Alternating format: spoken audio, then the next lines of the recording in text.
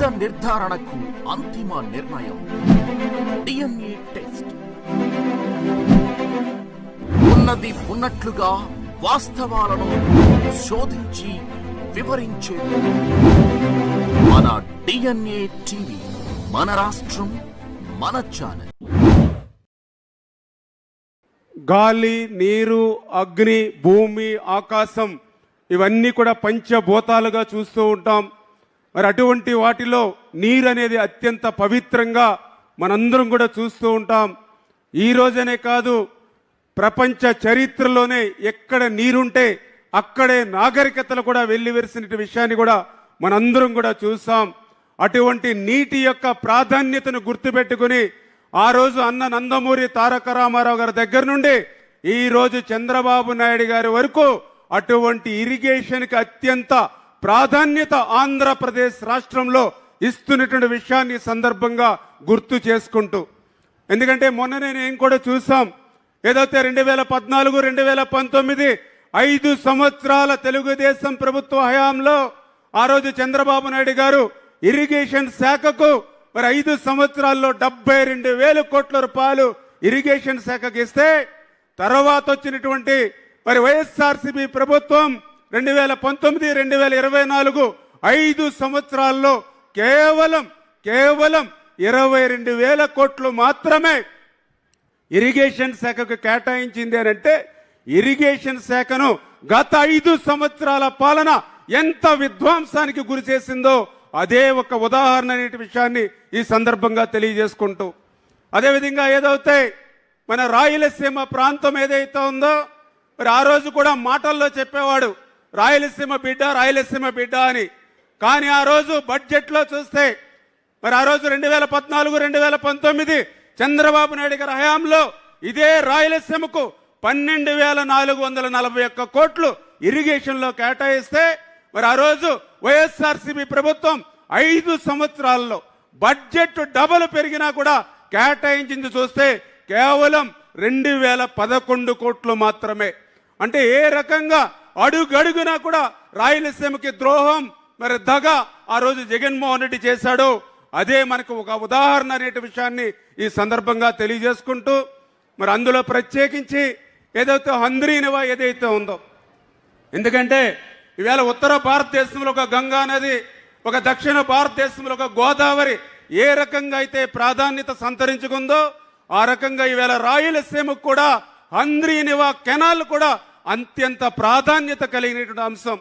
ఎందుకంటే ఈరోజు హంద్రీనివా చూస్తే ఆసియాలోని అతి పెద్ద పొడవైనటువంటి కెనాల్, దగ్గర 732 కిలోమీటర్ల అత్యంత పొడవైనటువంటిది హంద్రీనివా. కృష్ణా నది నుంచి దగ్గర 722 మీటర్ల ఎత్తుకి ఈవేళ కృష్ణా జలాలు తీసుకెళ్లేటువంటి కెనాలు హంద్రీనివా కెనాలు. అటువంటి హంద్రీనివా కెనాలు ఈవేళ రాయలసీమకి ఒక జీవనాడి, ఒక లైఫ్ లైన్.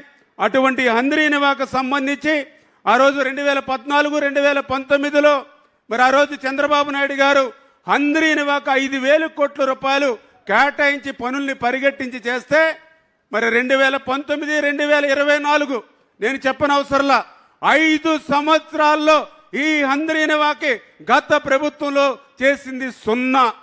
మరి ఏదైతే ఆ రోజు జగన్మోహన్ రెడ్డి కూడా 2020 మరి జూన్ కల్లా హంద్రీనివా పూర్తి చేస్తానని ఆ రోజు ప్రగల్భాలు చెప్పినటువంటి వ్యక్తి 5 సంవత్సరాల్లో హంద్రీనివాకు ఒక తట్ట మట్టి తీసినటువంటి పరిస్థితి లేదు.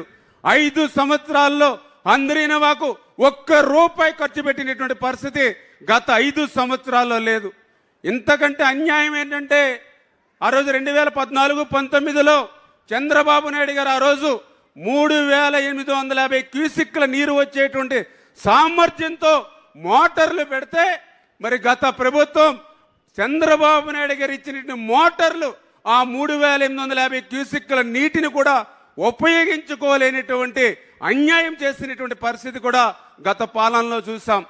ఇంకా ఎంత అన్యాయం అనంటే, ఈ యొక్క నిధులు హంద్రీనివాకు ఇవ్వడం మాటడుంచి, పనులు చేయడం మాటడుంచి, కనీసం హంద్రీనివా మోటార్ల బిల్లులు కూడా గత ప్రభుత్వం బకాయిలు పెట్టినటువంటి పరిస్థితి.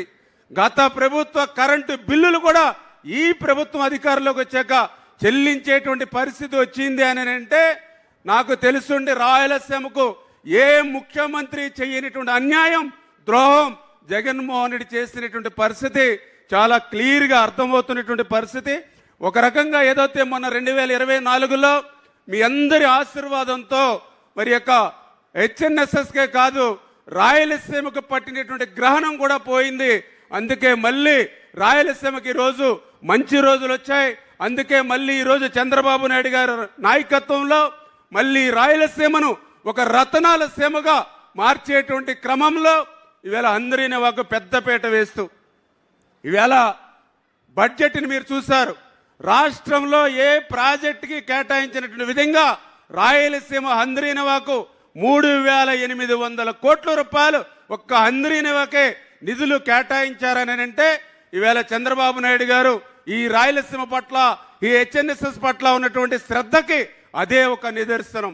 ప్రతి 15 రోజులకు ఒకసారి సెక్రటరియట్లో మమ్మల్ని రివ్యూ చేస్తూ ఏదైతే రేపు 2025 జూన్ కల్లా ఈ హంద్రీనవా పూర్తి చేయాలి, ఎన్ని క్యూబిక్ మీటర్లు ఎన్ని రోజుల్లో అవుతుంది, వారం ఎంత వర్క్ అవుతుందని ప్రతి 15 రోజులకి కూడా మమ్మల్ని సెక్రటరియట్లో రివ్యూ చేస్తూ ఈవేళ హెచ్ఎన్ఎస్ఎస్ మరి 732 కిలోమీటర్లు పొడవునా కూడా ఈవేళ వేలాది ఈవేళ మిషనరీతో పనులు చేస్తున్న విషయాన్ని ప్రత్యక్షంగా మీరందరూ కూడా చూస్తున్న విషయాన్ని కూడా ఈ సందర్భంగా తెలియజేసుకుంటూ మరి ఈ రకంగా హంద్రీనవే కాదు ఈరోజు రాయలసీమ ఈరోజు మే 9వ తేదీ మరి మండు టెండలు వేసవి కాలం. ఇటువంటి వేసవి కాలంలో కూడా మీరు ఈవేళ రాయలసీమలో ఏ రిజర్వాయర్ చూస్తున్నా, ఒక కృష్ణగిరి అయినా, ప్రత్తికొండ అయినా, ఒక జీడిపల్లి అయినా, ఒక గొల్లపల్లి అయినా, ఒక చెర్లోపల్లి అయినా, ఒక గోరకల్లి అయినా, ఒక అవుకైనా, ఒక గండికోట అయినా, ఒక మైలవరం అయినా, ఒక చిత్రావతి అయినా, ఒక పైడిపాలెం అయినా, ఏ రిజర్వాయర్ని చూసుకోండి. ఈరోజు మే నెలలో కూడా ఆ రిజర్వాయర్లో 55 నుంచి 60% ఈరోజు ఇప్పటికీ కూడా నీళ్లతో నిండి ఉంది అని అంటే చంద్రబాబు నాయుడు గారి యొక్క మార్గదర్శకత్వం, రాయలసీమ మీద ప్రత్యేకమైనటువంటి శ్రద్ధ పెట్టి ఒక్క సంవత్సరం వర్షాలు బాగా పడితే, ఒక్క సంవత్సరం నదుల్లో బాగా నీరు వస్తే, మళ్ళీ 1-2 సంవత్సరాలు వర్షాలు సరిగ్గా కురవకపోయినా కురిసినటువంటి సంవత్సరంలో ప్రతి నీటి బొట్టును కూడా ఒడిసిబట్టి దాన్ని రిజర్వ్ చేసుకోవాలని ఆయన మాకు ఈ సంవత్సరం కాలం నుంచి ఇచ్చినటువంటి తర్ఫీదు తోటి, రివ్యూస్ తోటే మరి ఈవేళ ఇరిగేషన్ శాఖ పనిచేయడం ద్వారానే ఈరోజు రిజర్వాయర్లు కూడా రాయలసీమలో కూడా నిండు కుండల్లా ఉన్నాయని అంటే అది రాయలసీమకు చంద్రబాబు నాయుడు గారు ఇచ్చేటువంటి ప్రాధాన్యత, ప్రత్యేకత అనే విషయాన్ని మరి ఈ సందర్భంగా తెలియజేసుకుంటూ మరి ఖచ్చితంగా అటువంటి ప్రభుత్వానికి, అటువంటి నాయకత్వానికి